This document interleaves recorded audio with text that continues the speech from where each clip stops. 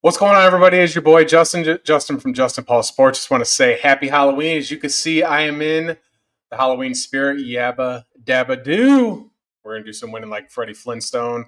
We got a great show lineup for you guys today. Yesterday, Miami just kind of got absolutely steamrolled, but we're gonna get started with our college football picks, and we're gonna just kind of get through the show tonight, have a little bit of fun. Let me invite.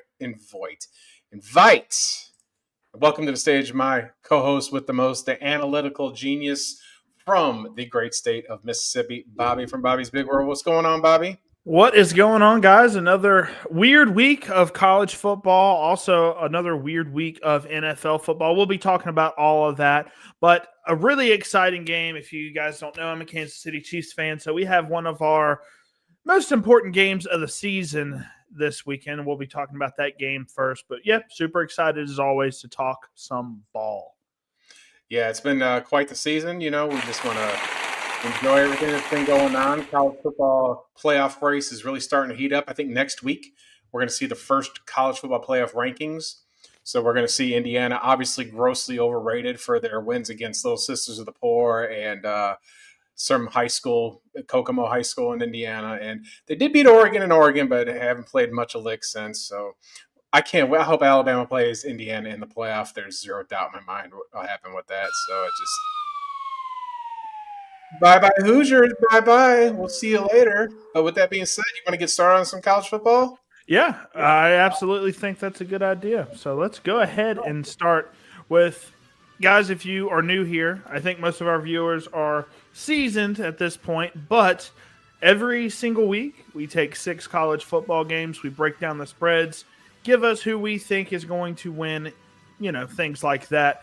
And we both had a okay week last week. I improved to 27 wins, 26 losses against the spread, and you are dead even 500. But I think you added in a extra game where you did guess correctly. So we look like we're even here. 27, 26, 500 against the spread's not the worst. But we'll go ahead and look at our first game, which is a pretty exciting one. We got number 9 Vanderbilt going on the road to play number 20 Texas. Texas at home are the 2.5-point favorites, which I found interesting because Vanderbilt's playing great football. Arch is playing in this game, but they struggled pretty much all year. I mean, their best win, they played Mississippi State, and we took them down to the wire. Brutal. Yeah, just another really poor. They're not even on this. I didn't have the Arkansas game here because just like I don't even want to talk about the team anymore.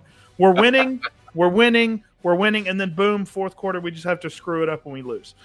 We were up 3 possessions, 14 minutes left, and we just let it go away. So Texas, great comeback for them. I got Vanderbilt plus 2.5 here. I think they're the better football team. They've been playing like the better football team. They've been playing against pretty solid opponents as well. And I still think their only loss is to Alabama at this point in time, which so far looking like not that bad of a loss. So I got Vanderbilt and the Commodores plus 2.5 here. So this is a game that should have been a premier matchup between Diego Pavia and Arch Manning down there in Austin. The line's bumped a little bit since Arch has been cleared from concussion protocol, so the line has moved to -3. But I like Texas to cover here. I think that they understand that sometimes a team takes a while to kind of get in rhythm with what they're doing. And it feels like with that big comeback last week on the road, that they finally can prove to themselves, listen, we were able to get this together. They were down 17 in the fourth quarter and came back and found a way to win the football game. And that can happen with teams that, they just take a while to get what they're doing. Remember, like I said at the beginning of the season, they're breaking in a whole new offense. Right? And it hasn't been electric. It's been very spotty, but I think this is a spot where Diego Pavia gets overwhelmed on the road. I do believe that. They played Alabama well, but I think Texas has a better front than Alabama, and I think they're going to give Pavia nightmares. Give me Texas to win the game and to cover the 3. Yeah, for sure. I can see the edge rushers getting to Pavia there, just like a little bit more of what I've seen on offense from Vanderbilt. Yeah. But next up, another premier SEC matchup. We've got number 18 Oklahoma going on the road to play number 14 Tennessee. 2 teams. I feel like this is a must-win for both teams to keep their playoff hopes alive. Man, this is a really close one. I think it's the perfect line. I think Rocky Top's a really hard place to play. I'm going to go Tennessee minus 3.5 here just because of the home field advantage. I mean, you can't go wrong with Tennessee's home field advantage that they got going on over there. But I'm going to take the Sooners to pull the upset. I think defensively they're able to get things done. I mean, Tennessee's got this amazing offense. It's the best in the conference. I mean, we see their quarterback just able to make plays. He's leading the conference in passing. And Tennessee is a very good football team at home. Yeah. And I think they're doing the nighttime Rocky Top there. It's supposed to be scary and blue and pumpkin orange or whatever the hell it is they do up there in Knoxville. But I think that, like you said, this is an elimination game here, but I do think that Oklahoma's defense can actually neutralize for Tennessee's offense. And Tennessee's defense is garbage. Yeah. We've seen it. We've They give seen up them. a lot of points. Their secondary is terrible. I think Mateer has himself a football game. And I think that the Vols are who we thought they were, as Dennis Green likes to say. Give me the Sooners to win the game outright. All right, so next up here. Yeah. So next up, we've got Cincinnati, number 17. Kind of a surprising season thus far. They've been fairly consistent all year long, and they're playing on the road against the Utah Utes, number 24. Utah, minus 8.5 point favorites. You know, if you just look at the rankings, you're going to say, okay, Cincinnati, I mean, plus 8.5. I don't really follow these two teams that much, but I do like Cincinnati and the points here, plus 8.5. What's your input on this? I think you have a little bit more guidance on these two teams than I do.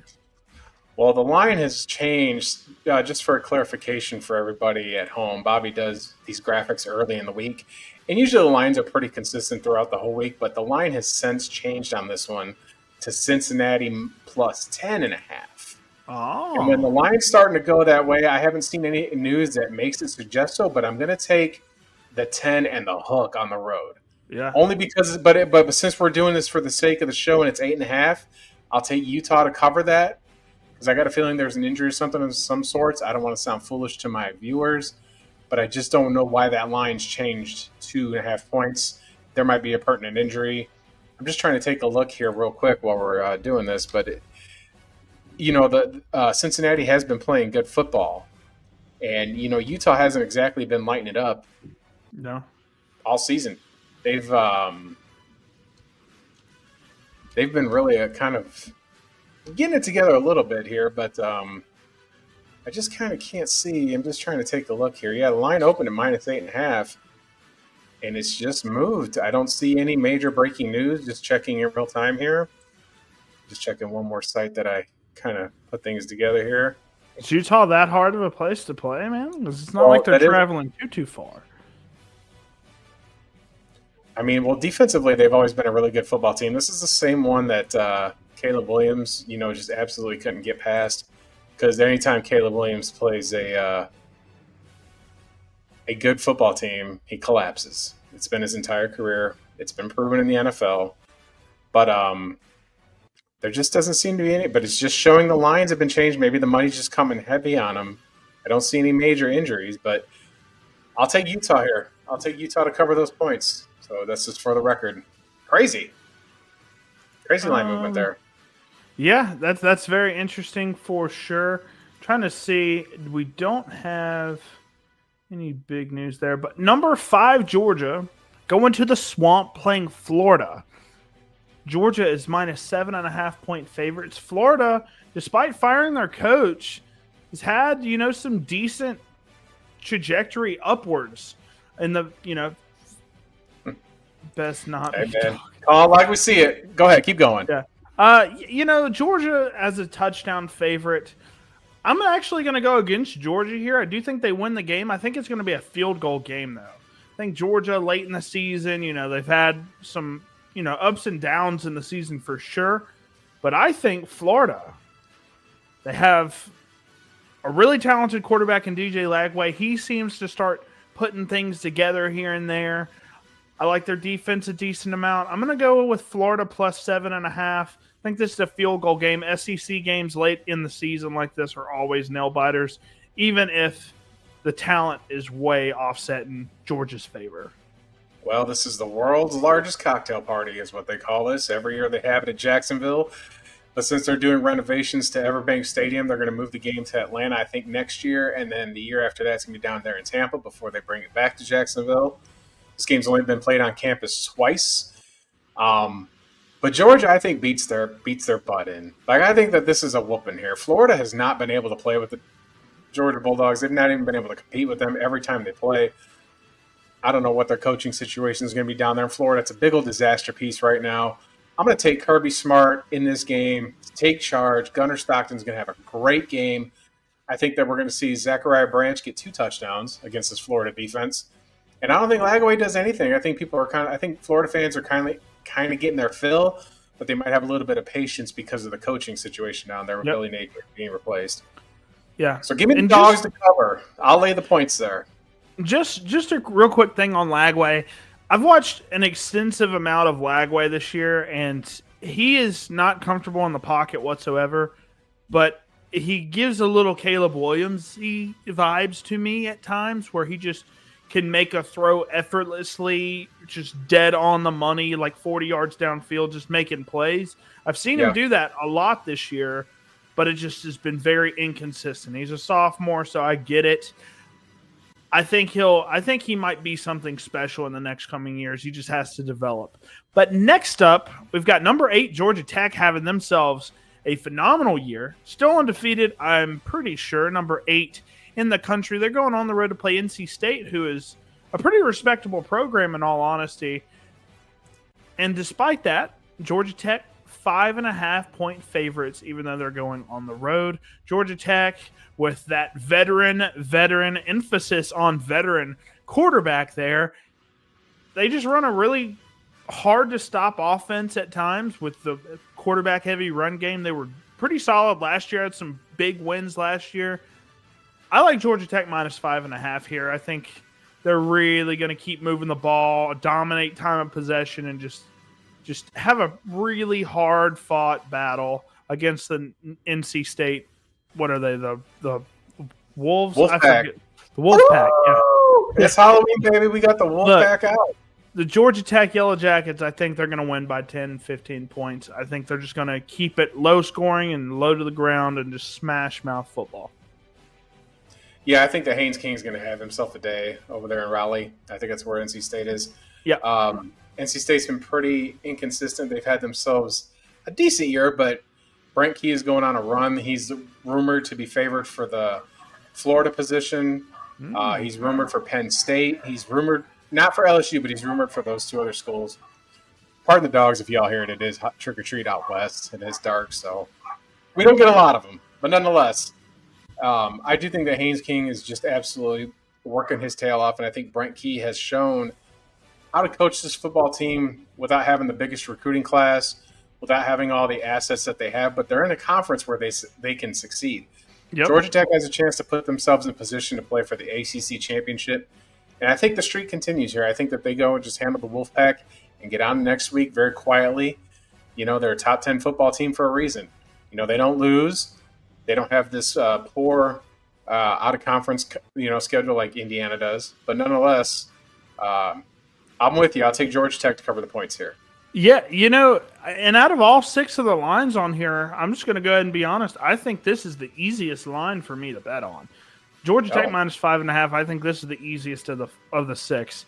But last but not least, I want to give a little bit of a shout out to all the military programs and stuff like that. Air Force, Army, Navy, who's having a spectacular year. They actually probably should have been on this graphic. They're playing North Texas. That's going to be a great matchup. But I have the traditional Army-Air Force rivalry that happens every single year.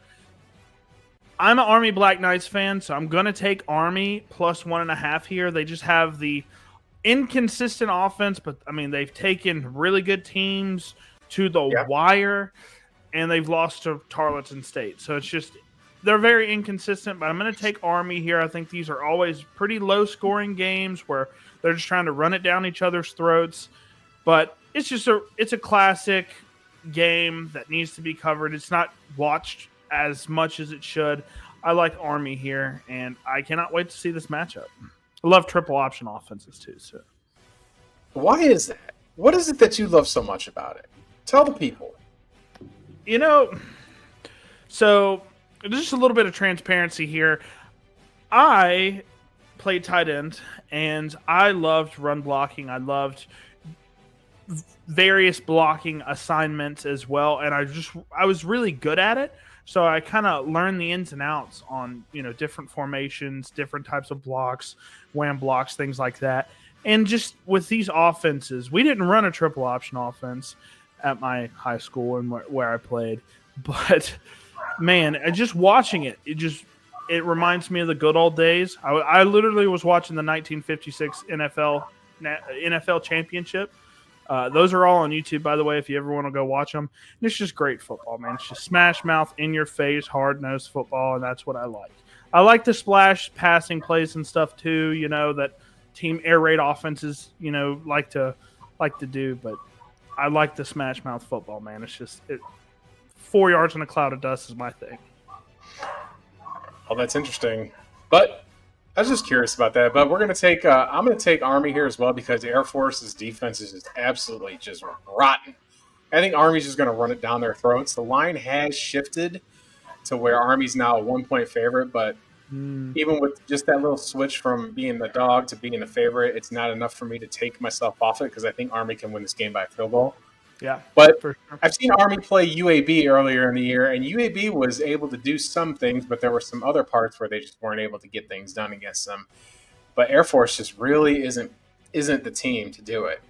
Army's got a little more defensive experience on their side of the ball, so like you said, it's just kind of the old school football mentality for the President's Trophy.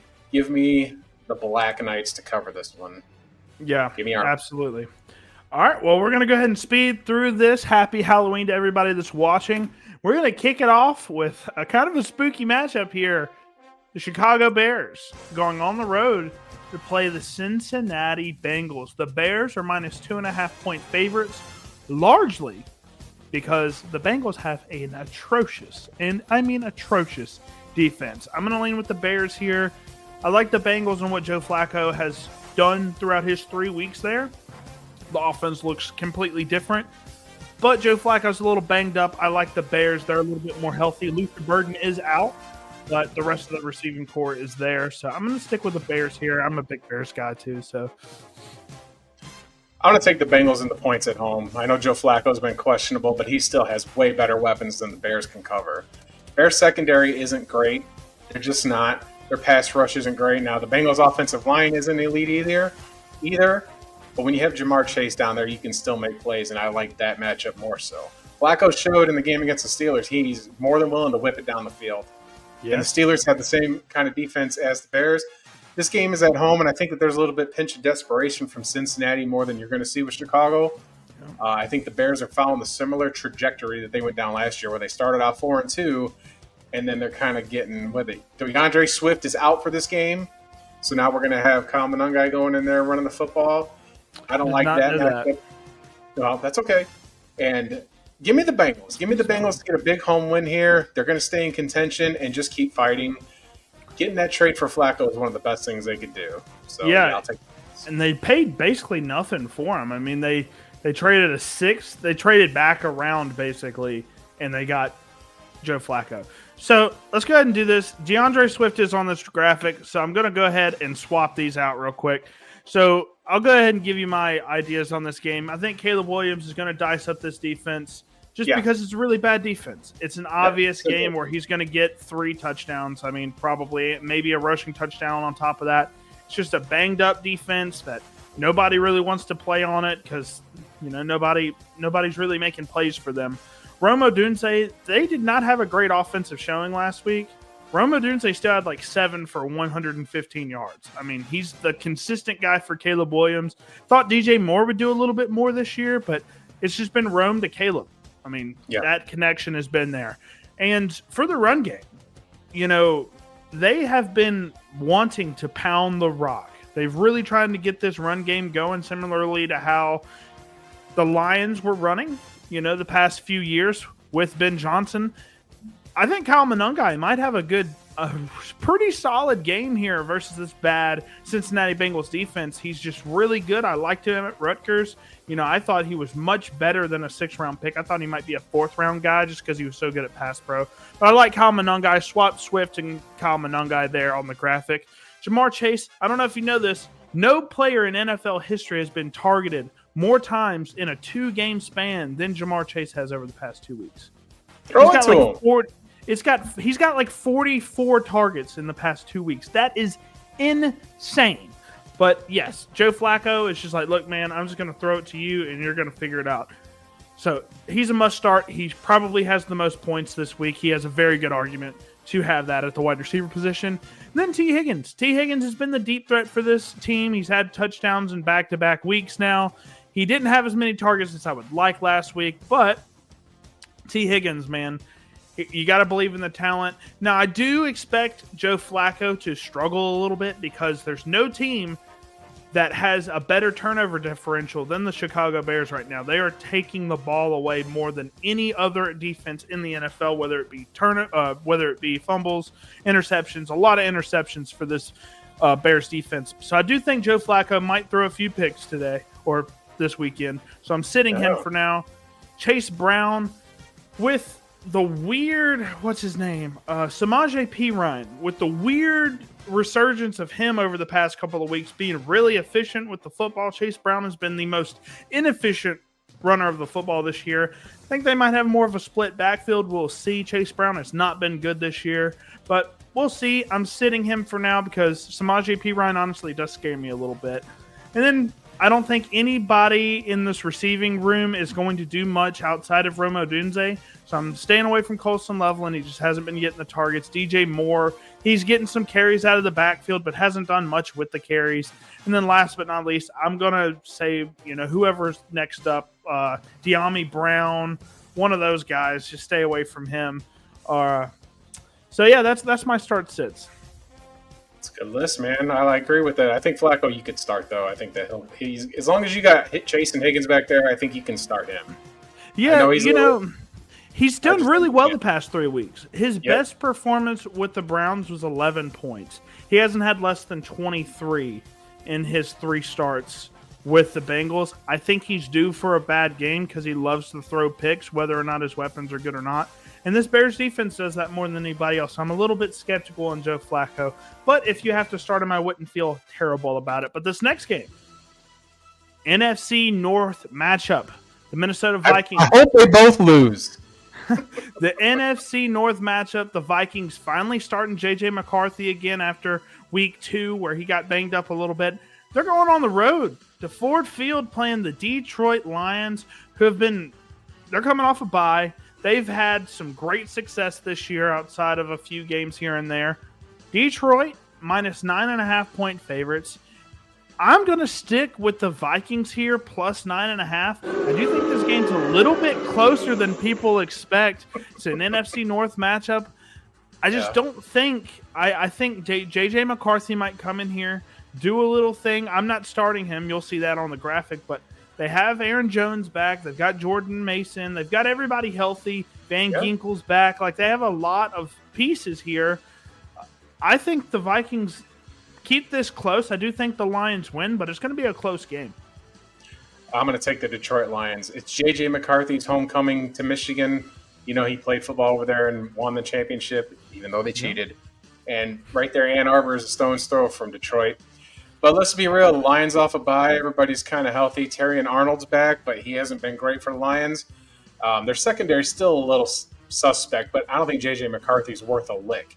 I haven't seen a thing to say that he's going to go into Detroit and even keep this close. Aaron Jones is due for his second injury. Listen, I've been watching the Packers. I know what he does. I love him to death, but let's just be real about what he can do.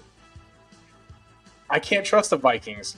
Their defense has been down. I like Ivan Pace and Dallas Turner, but these guys just aren't making plays. There's nobody on the Vikings that's going to make plays. I don't think that they believe in J.J. McCarthy. I mean, they let Carson Wentz go out there and basically get his arm decapitated before they pull him out of the football game. Yep. I think that's a tell for how much they believe in what their quarterbacking is over there. I think the Lions beat this team down by 14+. I'll lay the 9.5. I'm apprehensive to lay a ton of points when I do my sports betting, but when it comes to like this year, and you just notice that teams that are bad and they're getting a number more than 7, in my opinion, you've got to fade them. Yeah. You just got to lay the points and swallow it here. 9.5 is a real. It's not 10, and because actually the line's changed to 8.5, but Even better. Yeah, but I think that the Lions cover the spread even at 9.5. I think that you're going to see Jameson Williams has not had a game. This is his game. This is his game right here. Because I just don't trust the Vikings to do anything until you prove it to me. J.J. McCarthy, I think that Hutchinson will get a strip sack. And I think it'll be like early in the game to where they rattle his confidence. So give him the Lions to cover here. Yeah, for sure. All right, well, let's go on to the start sits here. Jared Goff, been playing amazing football. He's coming off of not the best performance, but he has the 1 touchdown, 1 pick performance. He goes on a bye, and they recollect themselves. Jared Goff, I think, is a great quarterback for this offense. He's exactly what they need. And like you said, the defense for the Vikings hasn't been amazing. They like to rush a lot of guys at the line of scrimmage, a lot, and Jared Goff is really good against the rush. So Jared Goff, I think, is a good start. Jahmyr Gibbs, it's pretty obvious. Anybody that plays fantasy football, Jahmyr Gibbs is literally got 40-point game upside any given week. Monroe St. Brown is like 3rd in targets right now, even though he's coming off the bye. Monroe St. Brown has been getting 10, 11, 12 targets every single game, catching most of them. His bad games are going to be 11 points, so absolutely starting him. Justin Jefferson, he's had not the best year, but yet he's giving you the ball. But even with that, he's still getting you 8, 9 catches for 70 yards every single game. He's giving you at least 10, 11 points on his worst days. He is probably the safest fantasy wide receiver in the NFL right now. He's amazing, and the talent, doesn't matter how bad of a situation he's in, he's going to get you points. And Jordan Addison's had a really – I was not a fan of Jordan Addison for fantasy this year. Off the suspension, didn't think he was going to do very much, but man, he has been killing it since he's come back. I mean, for real, he's really been, a good compliment to Justin Jefferson. He's getting double teamed a lot, so Jordan Addison's getting a lot of openings to make plays, and he's absolutely been doing that. So absolutely starting Jordan Mason in my flex spot this week if I have him. Then for the sits, I think J.J. McCarthy's going to have some troubles against this defense. They have a lot of studs. Hutchinson just got paid. He's going to be hungry to show off why he got paid. I think J.J. McCarthy's going to have to run for his life a little bit in this game. So not starting him, plus his past few performances have been very hit or miss. The running back room, I'm staying away from that. Aaron Jones looked solid last week, but Jordan Mason, I think he's deserved. He hasn't played amazingly this year, but I do think they're going to still be in a timeshare, which means neither one of these guys are going to have the upside or the carries to do much.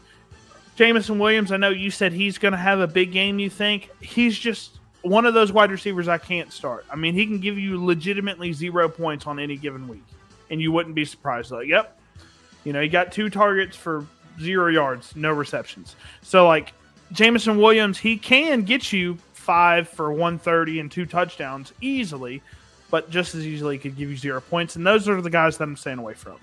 David Montgomery, I just don't think his carries outside of that one game has just not been very consistent, so I'm staying away from him as well. It's a good start list there. I mean, you can't go wrong with Justin Jefferson, Jordan Addison, so it's a good list. I like it. I like sitting J.J. McCarthy. They should cut him. He should be bagging groceries somewhere in Michigan. Yeah, we'll see. We'll see how he does. JJ. I don't care if I go viral. I will just say you are a handoff merchant. You've never been able to win a game with the pass. Your best pass was some fluke broken play in the Rose Bowl against Alabama, where he practically fell down and just threw up a Hail Mary. So I'm not a fan. He's the Indiana quarterback. We'll definitely see it's a good test for him to really show what he can do. So next up, we have your team, the Panthers. Panthers on my team? Yes, they are, man. You hope they're not your team this week because Panthers, they're going on the road to play the Green Bay Packers, who are your team. They're minus 12.5 point favorites, and the Panthers have had a really weird year, man. Bryce Young, I don't know if he's cleared yet. I think he's out again this week. We'll see.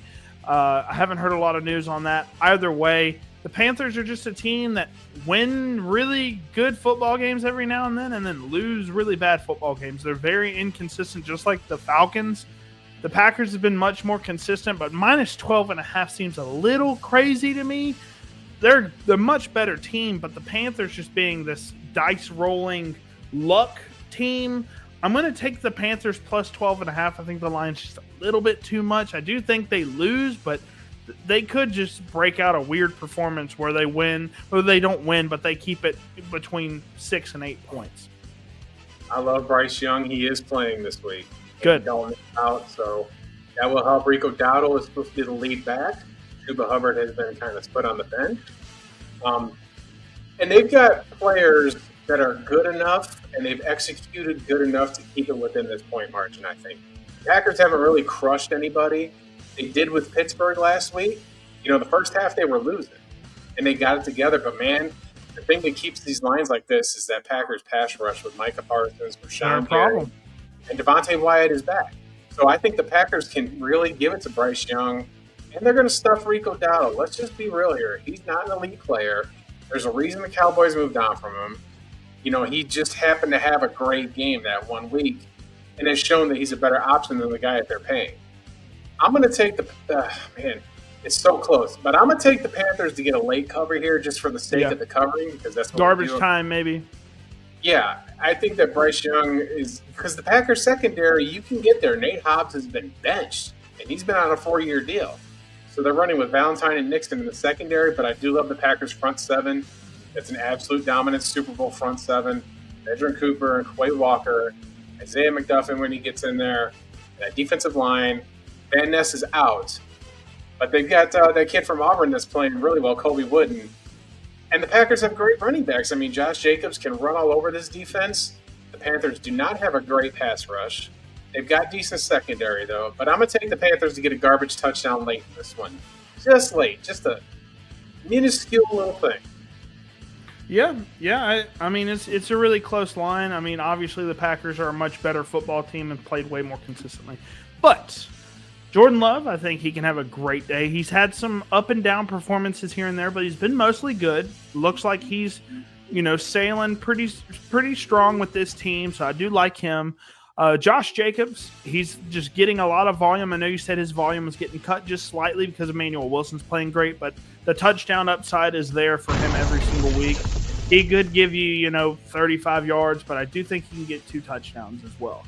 So the touchdown upside with Josh Jacobs is through the roof, so I'm going to stake him. He's scored in consecutive games forever. If you try to bet an anytime touchdown on Jacobs, it's minus 300. Just forget it.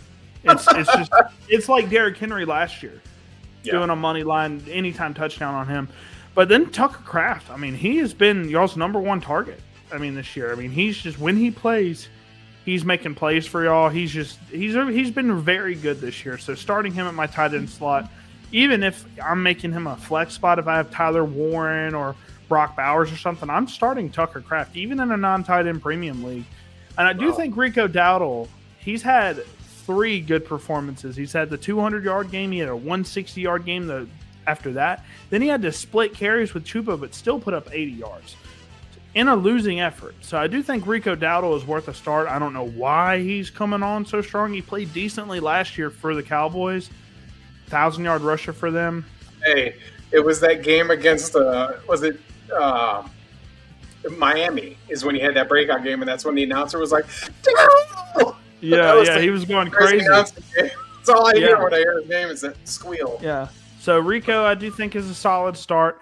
The Packers are decent against the run, but not amazing. So I do think Rico can do pretty well against this team if it's a closer game. I think the first half points is going to be a real big thing for him, and I don't know if the second half he'll put up a lot of points. And then Ted McMillan, he had over 100 yards receiving last week and a really poor showing from the Panthers offense. So Ted McMillan seems like a really safe floor play as well.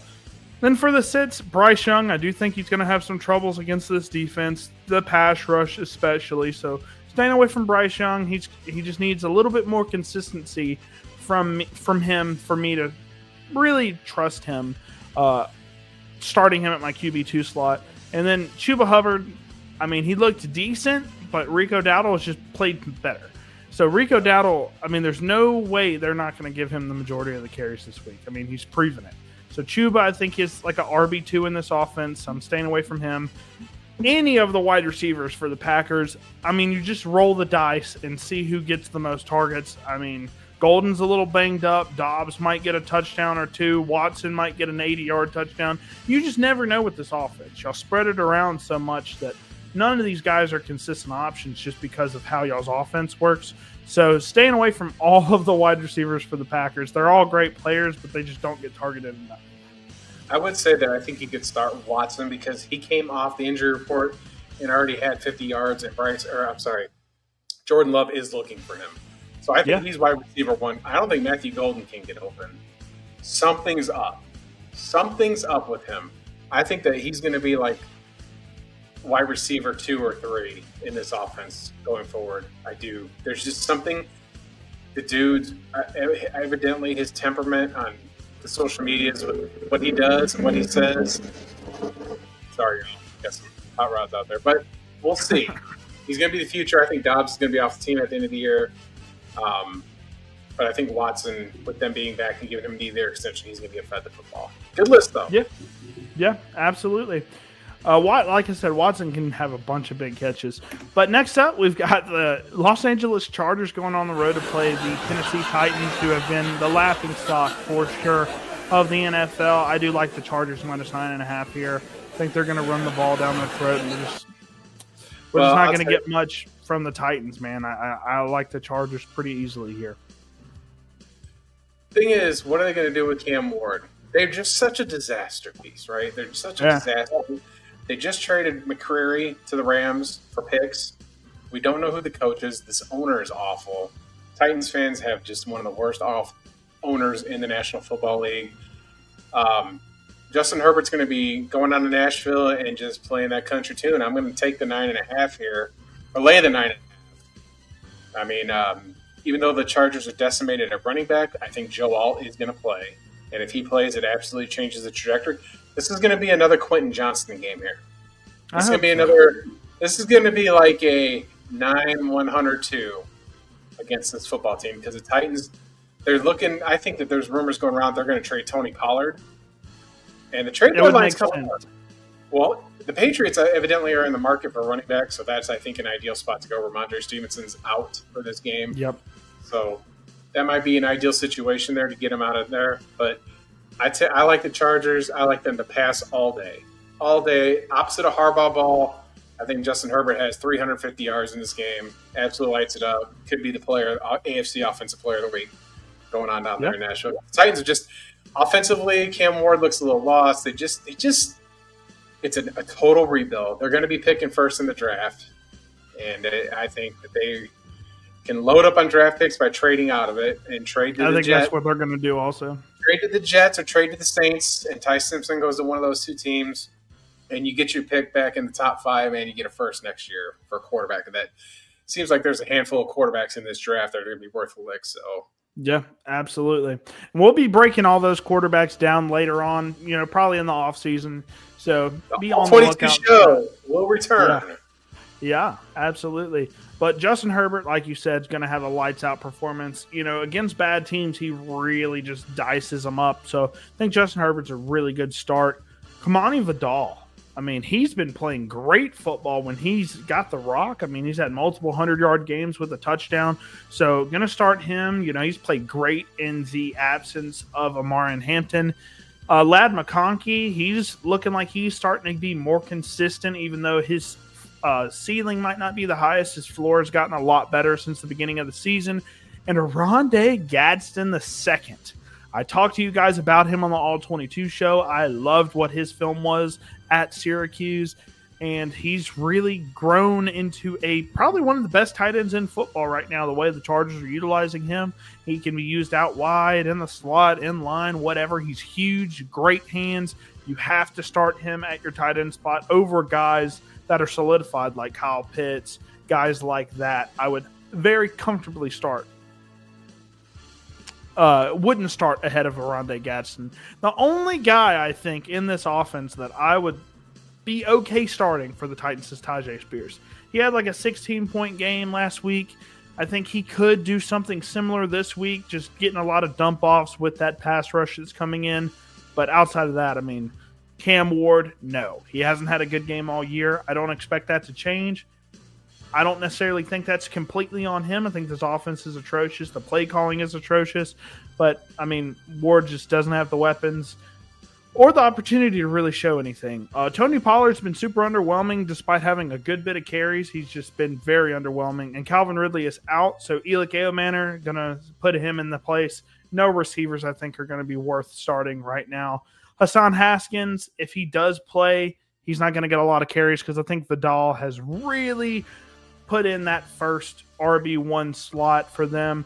And then Will Dissly, last but not least, for their tight end. He was their starter at the beginning of the season. Rondé Gadsden quickly took over. He's going to dominate all of the tight end snaps for this team. Simple as, good list. I am actually in full agreement with all this, and I have Cam Ward shares. So, yeah. We knew Cam Ward was going to be a project from the beginning. I mean, we knew he wasn't going to be successful.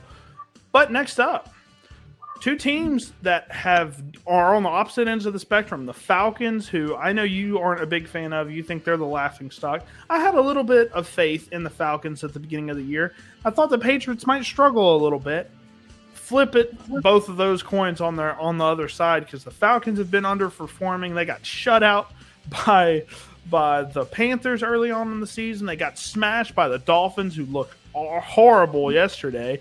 They're going on the road to play the Patriots, who in this really competitive AFC East division, they're ahead of everybody. You think the Bills might be the guy. The Patriots are the leaders in this division right now. The Patriots with Drake May. Drake May's an MVP candidate. I like New England -5.5. They might beat him by 20 points. Yeah, I think the Patriots are the call here. I think that May has great rapport with Diggs and with Kayshon Boutte. We'll talk about both of them. There's got to be some kind of French going on there. But we don't know what they're going to do with the running. Are they going to give it to TreVeyon Henderson, and they're going to split it with their 5-minute man? Because Ramondre hasn't exactly been a deal breaker, but we saw the clip of TreVeyon Henderson absolutely whiffing on a Madden-style pass pro block last week. And I don't like Atlanta on the road. I just don't. They haven't shown to me they can win on the road. It's going to be 50 degrees and cool. It's going to be perfect football weather up there in Foxborough. I'm going to take Vrabel to give it to the Falcons. I think that they win this game by a touchdown.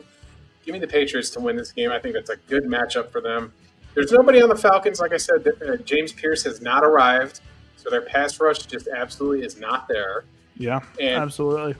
Kirk Cousins did play last week, but he's not starting this week, and I don't think Penix is going to be the guy there long term. I mean, if I'm the Falcons, I'm feeding Pitts, feeding London, and feeding Bijan and Algier later in the game to wear him out. I think that's kind of what the Falcons' philosophy is we're going to run the ball in the fourth quarter with Algier, who's a more powerful runner than Bijan.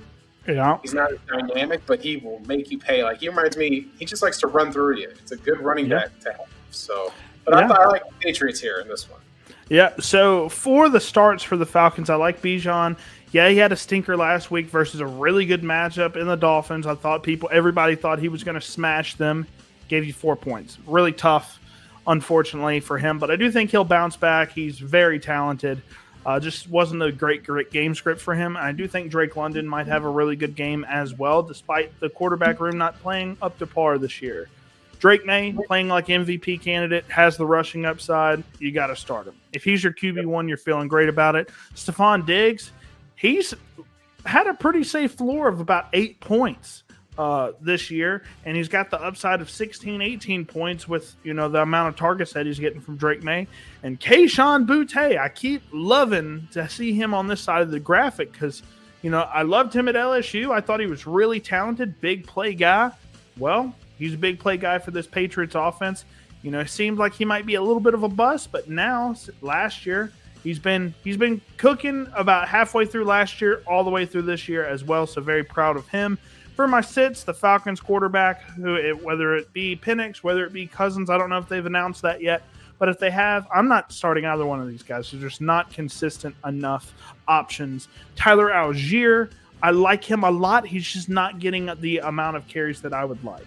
He might get a touchdown in this game, but he might do it on 4 carries, so there's just not a lot of upside there. Do like Tyler Algier a lot. If you're in the running back market, any team, any NFL team on the running back market, he is a free agent this offseason. I don't know if they're going to be able to pay him. Maybe he doesn't even want to stay there because I think he's a starting NFL running back somewhere else in the NFL. And then Kyle Pitts, he had a solid week last week, 9 targets, I think, 9 receptions. Stay away from him. He is basically flip a coin, and he might get you something or he might get you nothing. Travion, I do love him as a talent, but I just got to see it first. I have to see it. Ramondre Stevenson's out. They don't have much else in this running back room outside of him. I do think he gets the majority of the carries. Their second-round pick. I just need to see him be consistent. Outside of a couple of games this year, he just hasn't been consistent with a large amount of carries. So staying away from him. And Ramondre Stevenson's out. That's a misspell. Who cares? I'm not starting any other running back either. Who for my wide receiver 2 and 3 and flex spot? You got Debo, like him. Jordan Addison, definitely starting him. Kayshon Boutte, Quentin Johnston. RB, you got Charbonnet, Krosky, Merritt, Travion, Kittle, Ertz. Got Devontae Adams, wide receiver 1, Jacobs. Great running back room. Jeez Louise. Jacobs and JT, that's amazing. I would probably go Debo, even though he's put up a few stinkers these past few weeks. I'd go Debo. I mean, you've got multiple good options. I'd go Debo and Addison as my wide receiver 2 and 3. And then for your flex, it's just between Boutte and Johnson, I think, in my opinion. So whoever you feel better about. Man, Johnston's he's playing hurt. I don't know if he's fully recovered, but he got hurt a few weeks ago and just has not played well since. I don't know how long his injury's looking like. He's still a little questionable at practice, so I don't know if he's fully healthy. Man, this Falcons defense is horrible. I think I might start Boutte over Johnston, even though I like Johnston more as a player. So I'm going to stick with Boutte, but it's really close. I mean, Johnston can easily get you. I mean, he was very consistent early on in the year. It all depends on how healthy you think he is. But go ahead and move on to the next matchup here. San Francisco 49ers. I mean, go ahead and knock a couple of letters or numbers off because they are just hurting badly in the injury department. I mean, they're the 4s. I mean, they don't even have 49 people on their roster healthy right now. It is tough. They're going on the road to play the Giants, who have been competitive this year. They just lost Cam Scadaboo. That's a really, really big loss, but I do like Tyrone Tracy. Devin Singletary's adequate as well. Despite that, being at home, San Francisco are minus 2.5-point favorites. I like the Giants to win this game. I like the Giants to win this game because of how beat up the 49ers are. Mac Jones is playing. Brock Purdy's out. Ricky Pearsall is out. So they've got a lot of injuries, man. They just keep losing people week after week after week. They basically just have Kittle and McCaffrey, and that's it. I like them, but I think the Giants might stuff Christian McCaffrey a little bit in this game. I like the Giants. I think they cover, and I think they might even win. This could be a money line bet for me.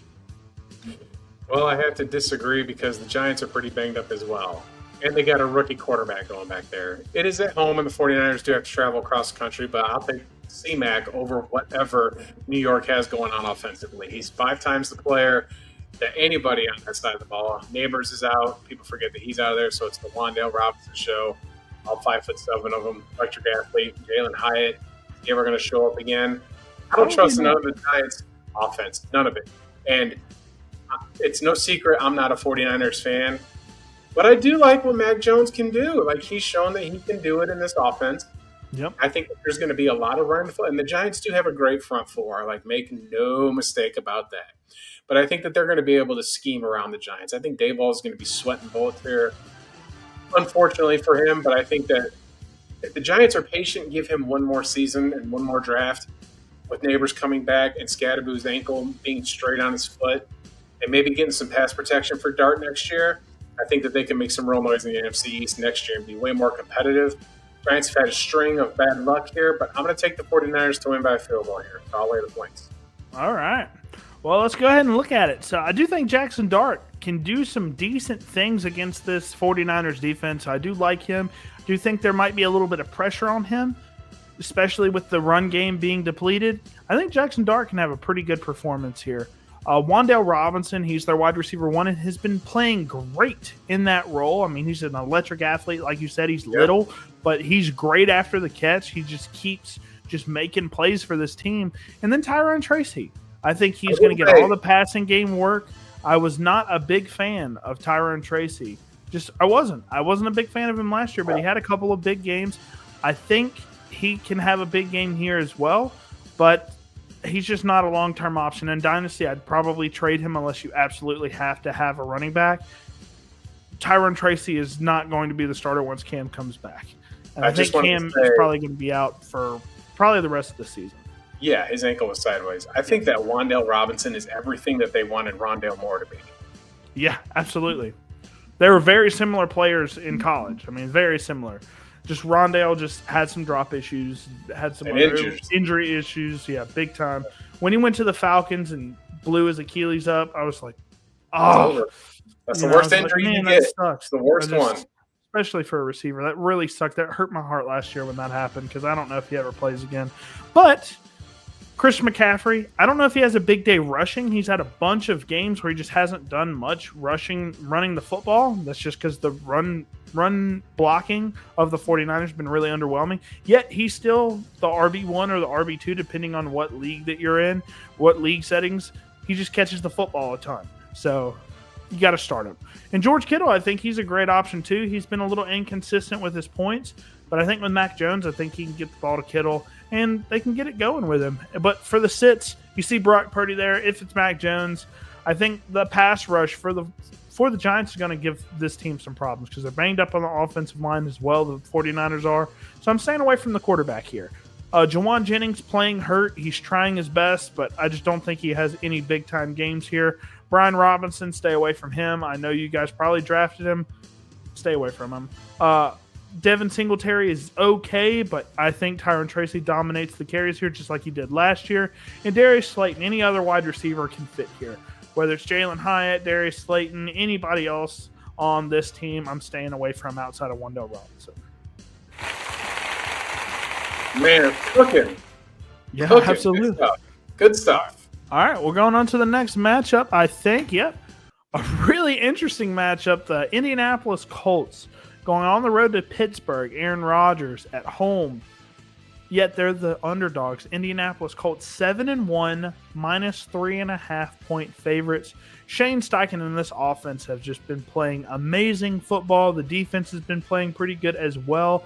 Do like the Colts here, but I'm going to say the Steelers keep it a little bit closer than people think. I'm going to say the Steelers plus 3.5 here. I think this might be a 1-2 point game, and I could see the Steelers winning. I mean, up 7-1, the Colts could rest on their morals a little bit here. Maybe they can drop a game, but we'll see. I think the Steelers defense is decent enough to keep JT in check somewhat, and maybe TJ Watt gets to Daniel Jones a little bit. We'll see.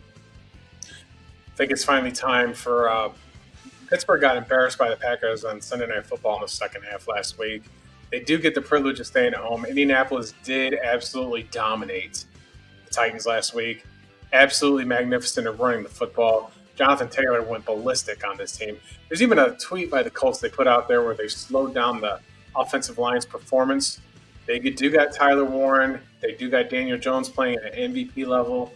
Their wide receiving core still is kind of just iffy at best, but it doesn't seem like they need it when you can hit your tight end and run the football this effectively. The Steelers' front, though, is still pretty solid. I mean, TJ Watt is a great pass rusher. We know that. The Steelers do have Cam Hayward up there, and their linebacking core with Herbig is pretty decent. Their secondary was doing pretty well against the Packers in the first half. But this is a downgrade in wide receivers, I think, for the Colts. And I think what the Steelers need to do is scheme this game. I think that, what Tomlin does is just when you think he's out, he brings you back in every single time. And the Steelers have this way of just convincing you that they're competitive, and they are in first place. This is a first-place football team. I think that they know that the Ravens, after what happened to Miami on Thursday night, realize that Lamar Jackson's back, I think that they're going to get up for this football game. I think the Steelers get up here. I actually like the Steelers to win the football game. I mean, the 3.5 points are there. I would take those easily. But there's a sprinkle on the money line just because of the history of Tomlin's coaching, as opposed to what we're seeing with Shane Steichen. But I think there's going to be some extra prep work here for the Pittsburgh Steelers. We might see, I think that they need to get Jalen Warren the football. Just keep the Colts defense in check a little bit. And I think the Steelers can win this game. I actually do call on the Steelers to win this football game. I agree with you, but can't bet against the Colts offense. So Daniel Jones is an absolute start here. I'm not going to give you any fortune teller stuff. You have to start Daniel Jones. You have to start Jonathan Taylor because they've just been playing that great. Michael Pittman, I wasn't a big fan of him in fantasy this year, but yet he is just playing great football. He's getting a ton of targets, hauling in most of them as well. So got to start Michael Pittman in your flex spot here. And Tyler Warren, he's played great football pretty much all year. He's a very consistent option for you. I think Tyler Warren is a beast. He's going to continue to be consistent. Every single time they play, it's like a 30-yard pass to Tyler Warren every single time. So sticking with Tyler Warren here. And then DK Metcalf, I think, is the only guy on this Steelers team that I would start. I just don't feel good about the other options. I'll explain why, but DK Metcalf has been way more consistent than I thought he was going to be this year with Aaron Rodgers. So doing better than Garrett Wilson was last year, which is insane to say because I think Garrett Wilson's much better than DK Metcalf. But DK is more of the type of wide receiver that Aaron Rodgers has been used to. They're kind of similar to like Devontae Adams, just a guy that can just go up and get the ball. So for my sits, though, I do think Aaron Rodgers, he's been playing good football, but I don't know what it is, man. Against decent defenses, he just can throw one touchdown and 150 yards sometimes. So staying away from him. Roman Wilson had his first decent game ever in his entire career. Last year, he was hurt pretty much the entire year. You think he took like 3 or 4 snaps. This year, he's had multiple duds, but people were hyping him up a little bit. I like him as a player, but I'm staying away from him for now. He needs to be a little bit more consistent. Jalen Warren, I think he's decent as well, but just there's not much threat of this running attack over the entire time he's been there. He's been very inconsistent, and I think the only way he's relevant is if he gets 5 or 6 dump-offs. Josh Downs, he's been a little bit banged up this year. I love his skill set, but the way this offense is running just doesn't really capitalize Josh Downs' skill set very much. They're playing off the play action, deep bombs to Pittman and Warren, where Josh Downs is the more like get open immediately off the line type of guy. And Alec Pierce, I think Michael Pittman, he's going to get the majority of the big-time bombs here and there. I don't know if Alec Pierce is going to be extremely relevant this year outside of a big bomb here or there. So staying away from those wide receivers, even though I like Josh Downs a lot. Good stuff. Yeah, I like sitting all those guys. I think Jalen Warren might be able to do a little something, but he is the lead. If you're starting him, I don't feel terrible about it, but yeah, he's going to get a bulk of the carries. There's no they're not giving it to Caleb Johnson. They've absolutely just put that guy on a chopping block for some reason. Yeah. Whatever. Even though I do like his talent as well, he just hasn't really done much with the carries. But we'll go ahead and quickly talk about our sponsor, Cut. If you guys are in a state where it's illegal to sports bet like I am, this is the perfect app to use. I use this pretty much specifically for all of my sports betting needs. Peer-to-peer betting, you can bet. I kind of use it like it says here, socially. I will, bet people on their picks, whatever side they choose, I'll choose the other side, and then trash talk them afterwards. It's really good. It's like betting a casino, but afterwards you can trash talk them because they're just right there to message. I really like that. You can bet on any sport that you want. You can bet on politics, anything that you could possibly put a bet on. You can do that, custom odds, all of that. Really like what Cut has. They're American-based as well out of South Carolina. And if you want, use code COVER to cash during sign-up. And if you deposit a little bit of money, you'll get a $50 match deposit bonus. So, like that. Who doesn't like free money? And who doesn't love to gamble and win? There's nothing like it. There's nothing like the rush of knowing that you're right. That's why you watch this show, because you watch us. We watch these games. We know what we're doing. We pay attention. We love this. We love football. There's zero doubt about it. I know that sometimes they can be going on in detail about these starts and sits, and nonetheless, but that's also a part of understanding what you're betting with. If you know who's going to be playing the games, you've got better odds of winning. I love college football more. Bobby loves the NFL more. We understand the nuance of this game. Bobby will sit there and study film. If you go to his channel, you'll see what he does. He breaks it down. He tells you why you can win. That's why you need to use cut, because when you use cut, you win because your VIG is lower. The VIG, the juice. Stop giving DraftKings the juice. Stop giving FanDuel the juice. Stop giving Fanatics the juice. Give yourself the minimal amount of juice that you can play with cut. Sign it with cut. Use the code. Don't be dumb. Don't be foolish. Let's go. Let's go on to the next one. Absolutely. Quick side note. Syracuse is playing North Carolina right now, and the June guy that we were talking about, the running back number 12, we were watching it before the show. He has almost 100 yards receiving and 100 yards rushing in this game. He's been playing phenomenal, so I'll be watching him a little bit more closely in the offseason. But before we get to that, go ahead. I just want the audience to know, all three of you that are tuned in on Halloween, I hope you're having a great night. It's been a small audience, which I expected with the holiday, but nonetheless, one thing that's been kind of rewarding for me and knowing Bobby is when we were doing our season previews for the Big Ten and the SEC, and Bobby went and has access to this college football film and was able to find prospects, I think, he had found a couple of running back, escapes me at the moment, that he had seen on film at a junior college that he would have probably never put his eyes onto it.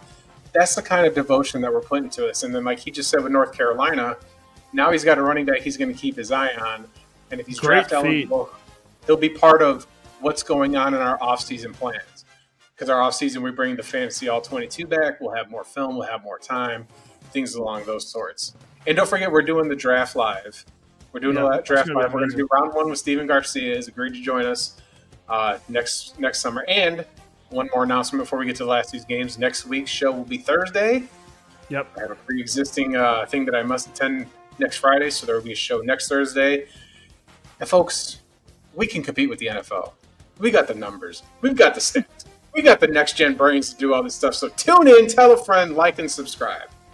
And I want to say your free play for today was North Carolina plus 5.5, right? They're up 20-10. I know. I'm not. I don't talk about games when they're on. That. Oh, my bad. Well, they are up right now. Do it. Hey, they're up right now. They're up 20-10. Syracuse ain't doing nothing. Damon June is having a great game at running back. But one thing, since Syracuse is on, Oronde Gadsden out of Syracuse was a tight end that I was super high on. Finally, he's getting his opportunities and has been killing it. So this weekend, I'll be working on a film breakdown video for Oronde Gadsden. I put a poll up on my channel. Oronde Gadsden won, so he will be the next film breakdown. Took a little bit of a hiatus, but now we're back stronger than ever. But on to the next game. Denver Broncos, they're going on the road to play the Houston Texans. The Texans and the Broncos have both been fairly consistent. But Pat Surtain's looking like he's going to miss a few games on defense. That's a big loss for them. The Texans have been playing fairly consistent football outside of on offense. Their defense has been great. But Denver is the 1.5-point favorites here. Their offense has been very spotty. I'm actually going to go with the Texans plus 1.5 here. You know, the pass rush, the entire defense in general, Derek Stingley Jr., I think they can give Bo Nix some problems, and I think we've seen this offense in the past struggle, the Broncos versus good defense. I think the Texans can get it done here at home. Line's flipped here. It's now Houston minus 1.5 at home. Still, I think Surtain's injury has a lot to do with this, but man, the Texans are really bad at pass pro. I thought the 49ers were going to get them last week. And I turned out to be dead wrong because, the 49ers, I think, are really missing Fred Warner. I didn't take that into consideration. But the Texans got themselves a Will Anderson. And I like Alabama Will Anderson going after Auburn/Oregon Bo Nix. But Troy Franklin's had himself a nice little resurgence. Not resurgence because he's just kind of breaking out a little bit here. Yeah. But I do like the Texans' defensive players more than I like the Broncos' offensive players. I'm going to take the Texans to win the game outright as well. If I have to lay 1.5, I can absolutely do that here. Nick Chubb is going to play. I know Woody Marks might miss, but I still like the Texans to handle business here. I think that Bo Nix might have himself a poor game. I mean, the Broncos have just been grossly inconsistent. I'm going to take the home team here. I'm going to take the Texans. Yeah, and the Texans, they've been horrible. I mean, they're one of the worst franchises, in terms of history. They haven't had a long history. They didn't start off great, but here lately, over the past 5-6 years, they've been fairly consistent at being decent. And their offensive weapons right now with Jalen Hyatt, who I love, Nico Collins, who might play, who might not. It just depends. And then Jaden Higgins has been okay. I think C.J. Stroud can have a decent day. Obviously, I think the Broncos lead the league in sacks right now versus a really poor offensive line, so that might cause some issues, but I like the Texans. All right, let's look at the start sits. So I think Bo Nix is got enough rushing upside to do something against this team, but I think he might throw a couple of picks as well, but he might have a rushing touchdown or two. With what he's done this year, the 40-point games and things like that, you can't not start him. J.K. Dobbins, he's just getting the carries, so he's going to be relevant. He'll probably get you 14, 15 carries at the minimum. Cortland Sutton is very safe floor play, so I'll start him in my flex spot, wide receiver 2-3 spot, and be completely fine with it. Jalen Knoll, I loved him a lot at Iowa State last year, a lot. I thought he was a great short yardage slot receiver that had really good juice after the catch.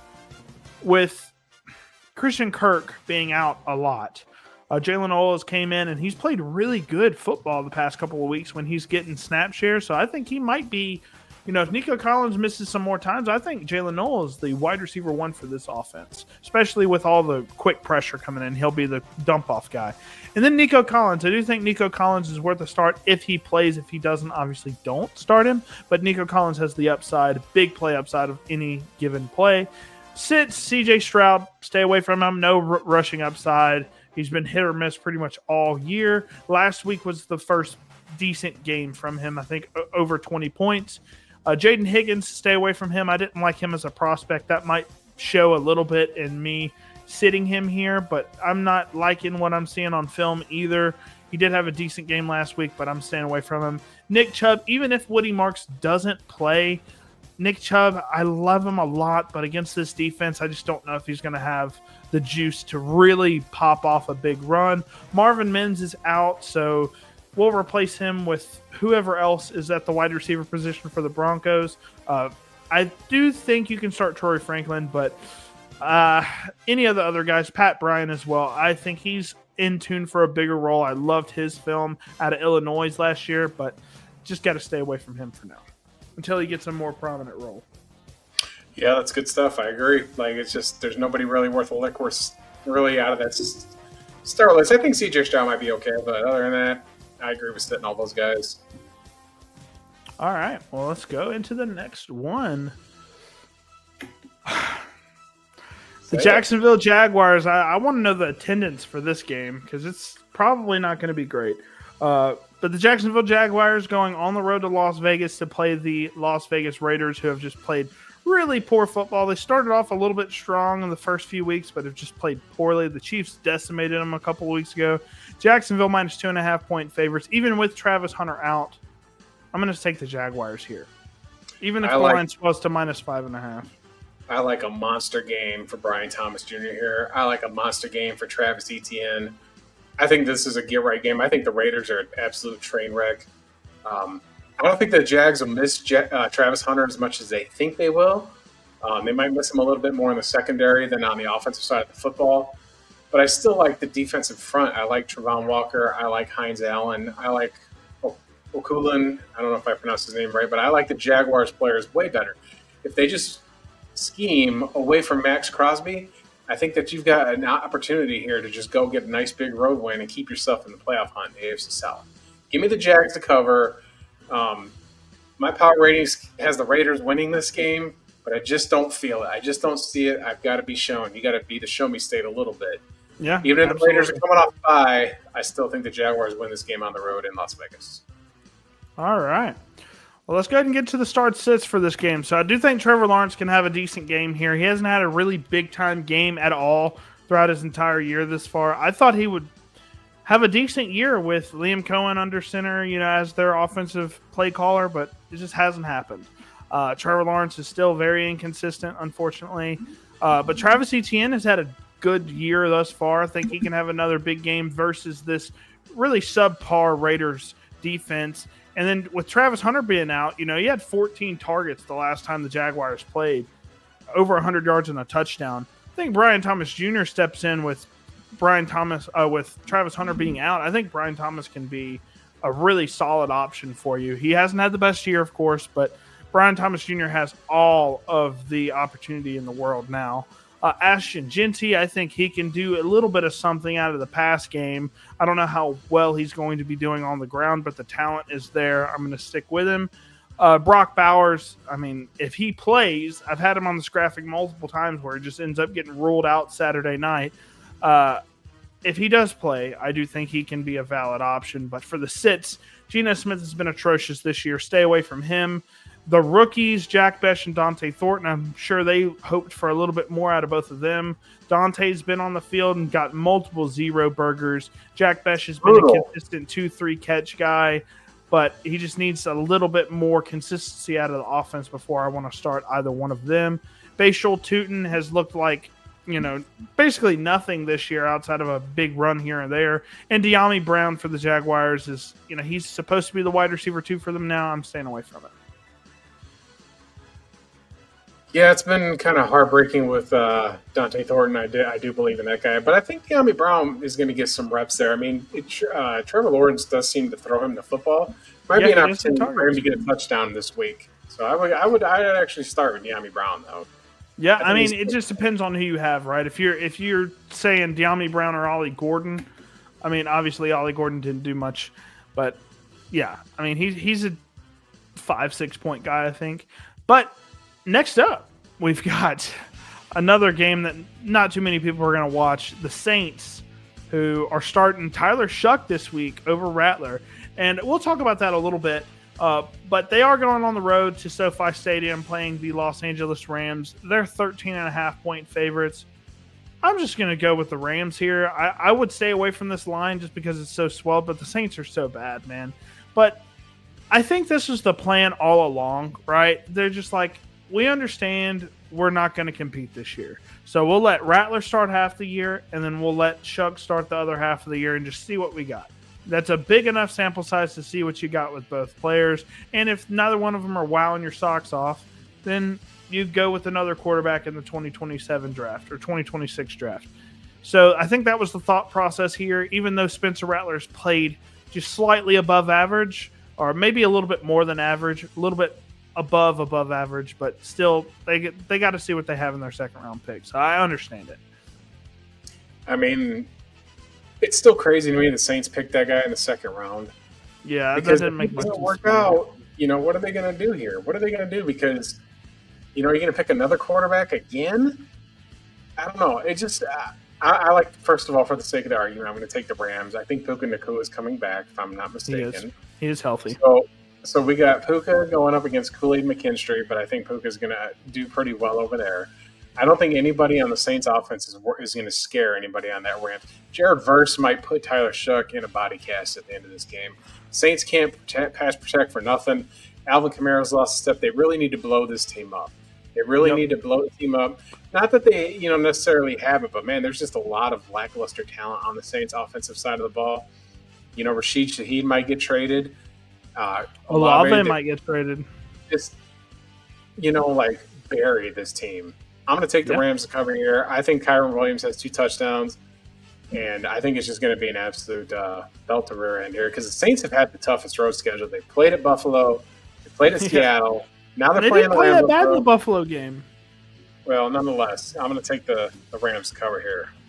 Yeah, so for the starts, Matthew Stafford, 17 touchdowns, 2 picks right now. Just fantastic work from Matthew Stafford, playing some of the best ball he's played in the past 3 years. With the back injury in the offseason, people were worried about drafting him. Stafford just blown it up. I think he's the QB 10 right now, coming off the bye, and no rushing upside. That's insane. Kyron Williams, like you said, I think he could get more than a few amount of touches. And I think he could get a touchdown or 2 as well. I think Blake Corum even gets in this game. He gets a few points as well. Puka Nacua, he gets you 15 targets every time he's on the field, so you have to start him. And every time he gets targeted, it's a catch. He's got great hands. He'll have 15 targets and bring in 13 of them. It's insane. Devontae Adams, I think he can do good versus this secondary as well. So I think both of the receivers are really good, especially in the first half. And the only guy for the Saints that I even feel remotely comfortable starting, and I don't feel the greatest because of Tyler Shuck. I don't know what his rapport is with Chris Olave, but I'm going to start Chris Olave. He's been getting the targets. He's had a good year, but the Saints have just been horrible. And then for the sits, I'm staying away from Tyler Shuck. He just didn't wow me a ton on film at Louisville last year. I did a lot of film analysis on him. He's just kind of he's not a super flashy guy. He reminds me a lot of Rattler, but take away some of the big gunslinging mentality that Rattler has. I mean, it's just like, I don't know why he was ever a second-round pick. I mean, he's big. He's got a decently strong arm in terms of velocity. But, yeah, I mean, he doesn't throw down the field particularly well. Alvin Kamara, I don't know what to do with the running backs here for the Saints. Devin Neal, I thought might do something. He didn't even get a carry. Kamara still seems like the lead back, but he just hasn't really done much, and he's had really poor game scripts. And Rashid Shaheed, I know he had a good game a few weeks ago. I'm staying away from him because he's kind of a big play threat, and that's about it.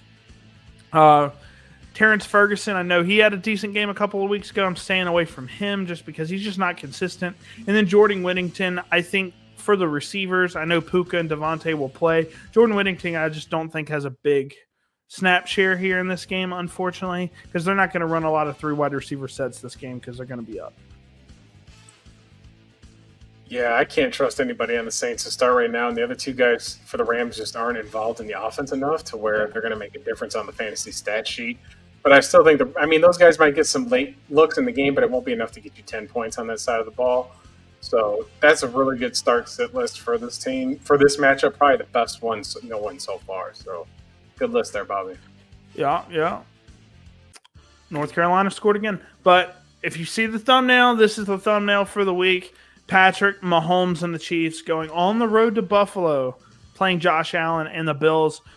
Kansas City, in my opinion, has played better football all year than the Buffalo Bills have. Their offense has just been a little bit weird for the Bills, and the Chiefs' offense has been killing it. We do have the tough loss to the Jaguars, right? But I do think that we're favorites for a reason. I think we're playing some of the best football of any team in the NFL over the past 3 weeks. So I like the Chiefs as favorites here, even though this is going to be a tough game. It's going to really show where the Chiefs are at because we've played a few bad teams, the past 2 weeks now with the Commanders without Jaden Daniels. I think the Commanders are a bad team in general. And then we played the Raiders, and we blew both of them out. And then we blew out the Ravens as well. So that's a pretty good win. But outside of that, I think we've been playing really good. We need to see what we're going to do against a good defensively and offensively sound team. So this is going to be a big test for us. It's interesting you say that because I think that, this is a hidden rivalry in a sense. It definitely every time that these teams play, it seems like Kansas City just kind of has their number, and I'm going to say this. I picked the Bills to go to the Super Bowl in our preview show. If I remember correctly, I think I had Bills and the Ravens in the AFC Championship game. Yeah. And I think that this is a home game, and it's not like a different kind of rivalry. Like the Bears have beat the Packers, the Packers have beat the Bears so many times, but the Bears have always kind of stunk. These are 2 really good football teams with the two best quarterbacks in the conference, without a doubt. But I like Buffalo's running game here. I think, Pacheco's out. So are they going to go with Rashard Smith and they're going to split that with Kareem Hunt? Can they get to the Bills on the road? I'm going to say no. I'm going to take the Bills to win this game outright this week. And it's not a crazy pick. It's not a crazy pick because these are 2 great teams, and you've got the home field advantage. And Kansas City's without their star running back. Well, I wouldn't say star, but a starter. Yeah. Their primary. With Pacheco, he's been pretty much irrelevant all year. I don't want to say irrelevant, but he's been ineffective in the run game pretty much all year. And Rashard Smith kind of offers a very similar type of running style, weirdly enough, to Pacheco.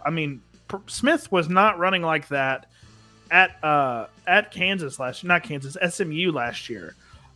He just was not breaking tackles. And then once he gets to the NFL, has a good camp, he's breaking through, fighting through contact a lot more than I saw him at SMU last year. So this is his second year at the running back position. He was a 1-year running back at SMU. He was a former wide receiver. But I do think this running back room is decent enough. I could see a trade for Breece Hall happening hopefully soon, maybe.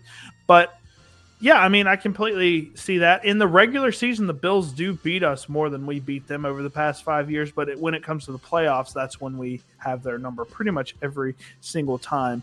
If you notice, a few years ago, Gabe Davis had that 4-touchdown game against us. But nonetheless, for the start sits, Patrick Mahomes, I mean, he's the QB1 in fantasy right now. He's going to continue to be the quarterback 1 in fantasy, playing absolutely phenomenal football. He finally has a decent room of weapons with Kelsey, Rice, right? You have Hollywood Brown, who's decent, Juju, Xavier Worthy. We have some weapons there. Even Jalen Royals, who hasn't even been on the field, is a very impressive athlete out of Utah State.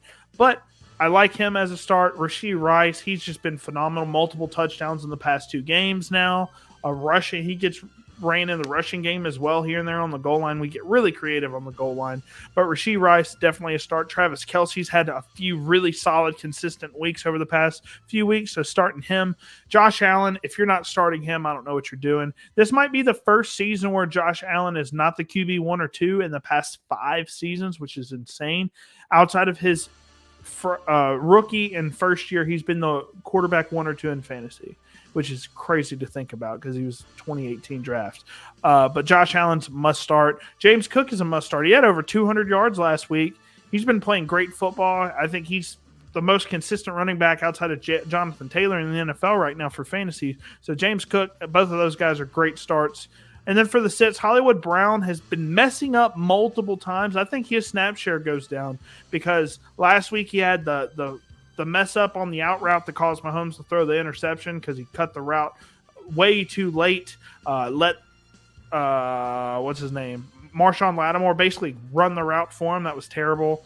Pacheco obviously out, but going to stay away from Brashard Smith and Kareem Hunt because I do think there's going to be a timeshare there.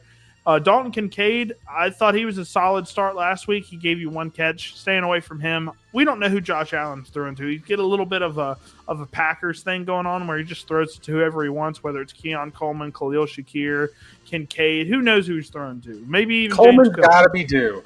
Keon Coleman has got to be due. He had a great first week. He had another solid game, and then that was it. And, hopefully, because I do like the talent that Keon Coleman has, but it's just we just haven't seen it. Josh Allen isn't really throwing the football like that. They're running it through James Cook. So I understand that. It's been working, so we'll see. Yeah, it's kind of crazy what's going on with Keon Coleman. We got to go to one more game, right? Or you change a slide. 1 or 2. I think that the next game's the last one. It's the Monday night game. I've got an announcement here, folks, just so you guys know, and I'm doing this as an experiment on the fly. Bobby doesn't even know I'm about to do this right now. But as you guys know, I do the Winnable. I do my write-ups for college football. I've got my $10 VIP card. I've been going 1-1 because I've been picking plays all week. Today I had Sam Houston State covering, and Memphis absolutely crushed them. But I did have another game that's going on right now that seems to be leaning in my favor. And I got my free play with North Carolina, which seems to be leaning in my favor. But with that being said, there's a new sport that starts on Monday, and I'm going to give you a little preview courtesy of what Bobby made for me of what's going on in my Winnable. Take a quick look.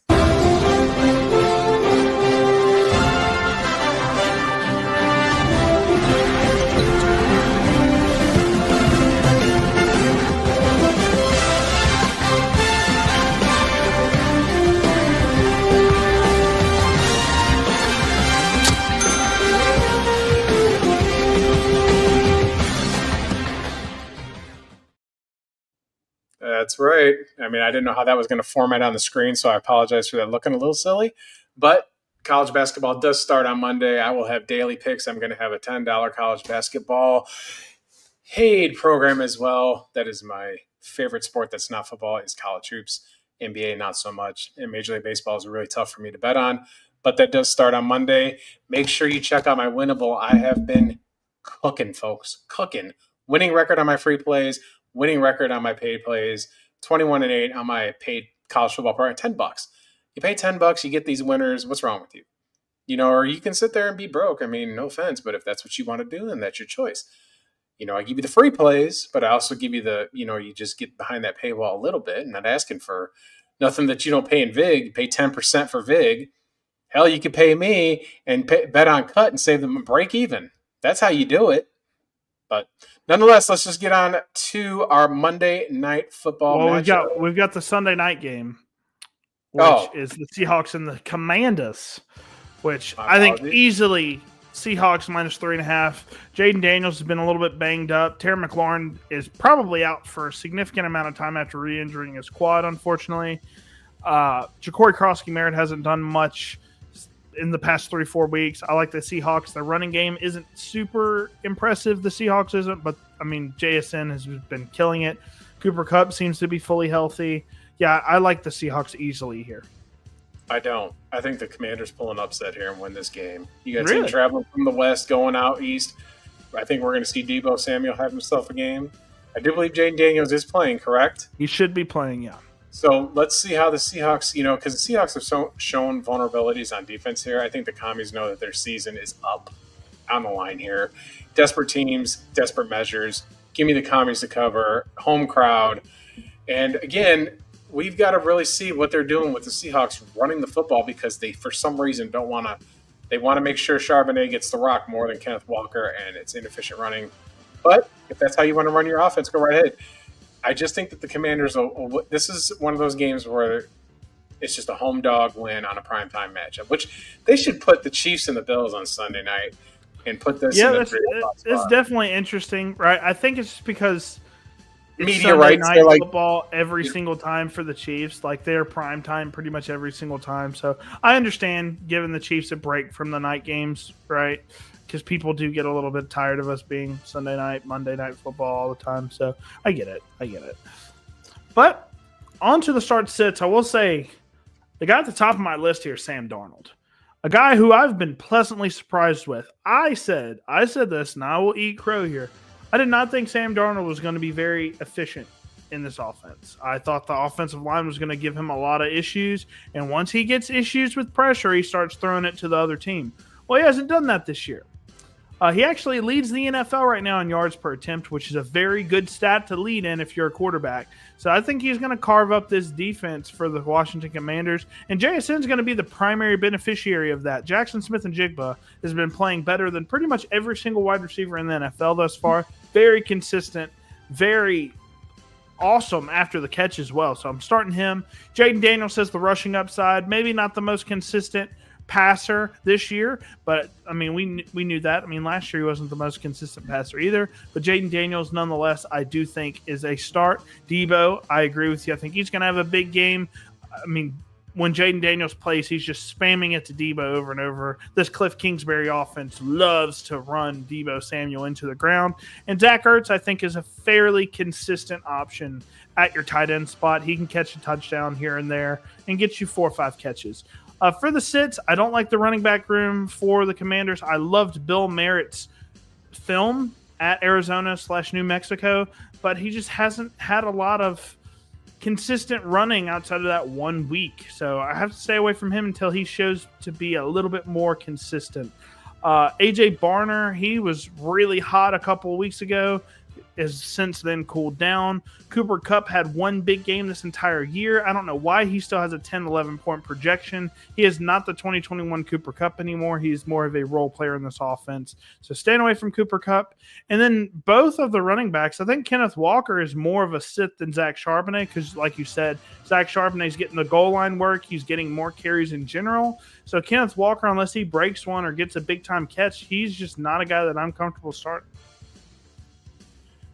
I mean, that's exactly what it is. I mean, I don't know what they're doing. They must see something or something's going on with Kenneth Walker, but I think it's absolutely just ridiculous. They need to just give that man the football. Somebody had a conspiracy theory that they didn't want to pay him, so they're going to bring his production, his numbers down. But that's foolish. You're trying to win games and win the Super Bowl. Like that's I don't think that's the case. Somebody just had that conspiracy theory. It was my boy Eric from Etoff Sports 21. Go watch his channel, but he was telling me that he thinks that, or not him, or maybe somebody told him that because he's a Michigan State fan. But I don't think that's exactly what the case may be. But it was just a floating idea. And who doesn't like a conspiracy theory on Halloween, folks? I mean, this is the kind of stuff that we're built for, so we want to make sure that we turn it up here. want to make sure that you're feeling a little frisky on this Halloween Friday night special with us. So Absolutely. Well, let's go ahead and move on to the final game, which is the Monday night game. Should be kind of a fun one, right? The Arizona Cardinals going on the road to play the Dallas Cowboys, who have a very explosive offense. Man, I don't know. I mean, I really don't know. That is a great catch.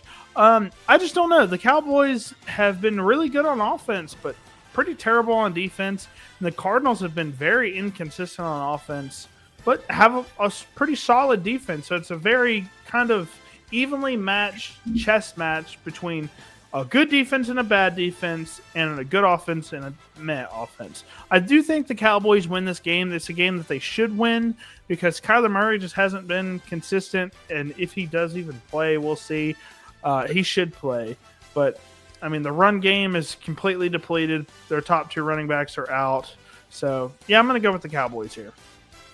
that's the thing. We don't know if Kyler Murray's going to start. They were showing here, I live in Arizona, full disclaimer, that he's been Jacoby Brissett's been taking all the first team reps. So it's kind of hard to cap the game because it feels like if Kyler Murray starts, I'm taking the Cardinals money line. He's never lost in that stadium. He's from Texas. He owns Dallas. He owns them. And it's shown. But the Cowboys have better players on offense, I think, than what they can match up with defensively. The Cardinals have been one of the most aggravating teams if you're a Cardinals fan to watch because they're been within one possession in all their losses. Yep. They had that monstrous collapse against the Titans. But I think either way I'm going to take the Cardinals here. I think, again, this is a wounded animal situation where they know that they're so close. They're on the cusp of this. Like I heard the desperation in Trey McBride's voice after the game against the Packers. They just were so close. And now the bye week's there, and I think that they're ready to go on the road and prove something against a poor defense, like you said. I'm going to take the Cardinals here. Yeah. And you know, Dak Prescott had a really poor showing last week. Ooh, Mooney or Keon? What's up, Jason? Thanks for popping in.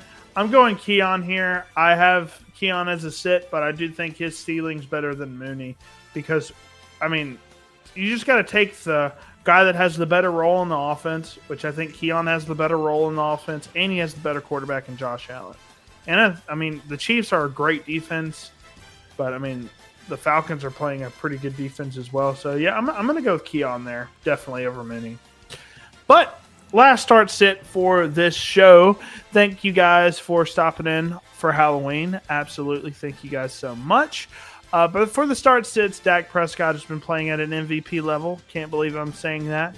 But he's playing like an MVP candidate outside of last week. That was kind of a dud for him.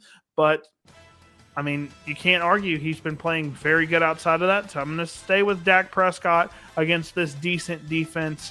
Javonte Williams, I'm glad I picked him up in the leagues that I did because he's been playing great football, great, powerful runner. CeeDee Lamb as well. I think he's going to be a consistent starting asset as well. He's going to get you 10 points at the minimum.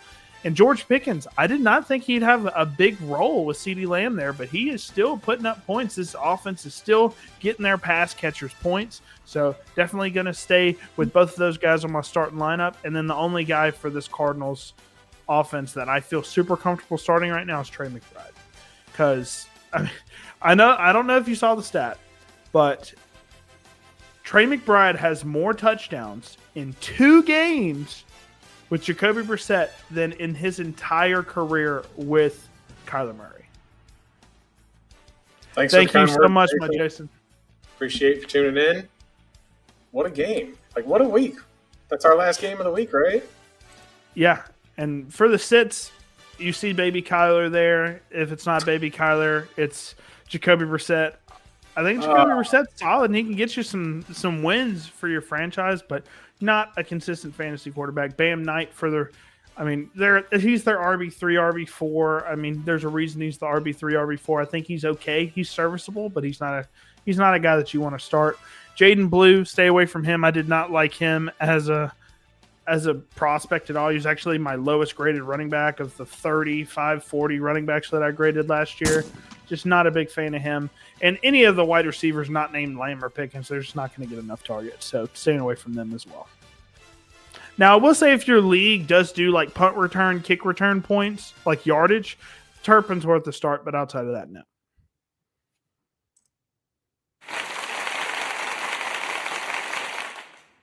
Folks, we blitzed through this episode. We've cut an hour and 10 minutes off of what we did last week. Bobby last week was feeling himself a little bit, a little extra detail. Great stuff as always, though. He had a little bit of that cauldron sauce last week, if you know what I mean. He was having a little beverage. But nonetheless, I'm so grateful that he's part of the show. I'm so grateful for our 6 viewers. I knew we'd get lower viewership tonight because of Halloween. Some people have kids and they're still out. It's dark. It's 7:30 here on the West time.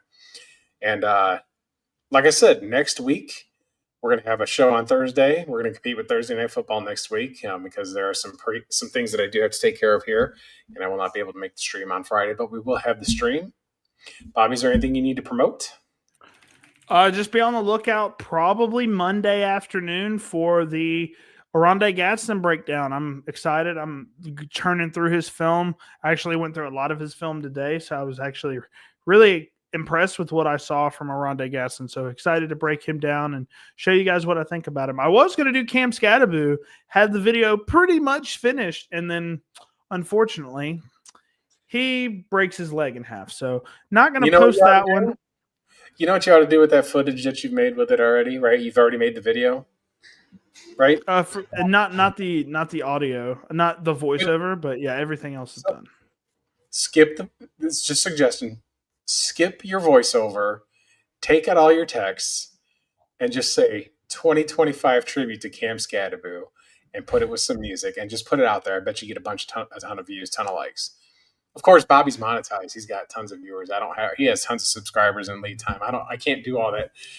He's tried to teach me how to put things together, and I'm just so terrible at that kind of stuff. I don't have the patience to sit there and do these amazing things that he does. So that's why he's the backbone of this show for sure. Folks, like I said, college basketball is going to be starting on Monday. I'll have all my picks. I've been doing my picks all week. I've got clients who are just absolutely appreciative. And that's what we want to do here with the sports betting aspect of it. We want to pick winners. We want to bet against the board. We want to beat the house every time. There's zero doubt about it. And we want to win our fantasy matchups. I'm in 3 rebuilds, and the only league that I'm winning in is a redraft. And I got a pretty solid redraft. I've got Kraft, Gadsden, and Bowers all on that one redraft team. So it's been working out pretty well, trying to get myself another running back in there. But with that being said, we're going to wrap it up. We want to thank you so much for joining us. I will go ahead and close this out. And you guys stay safe. Enjoy your Halloween. Enjoy the games tomorrow. Roll Tide, y'all.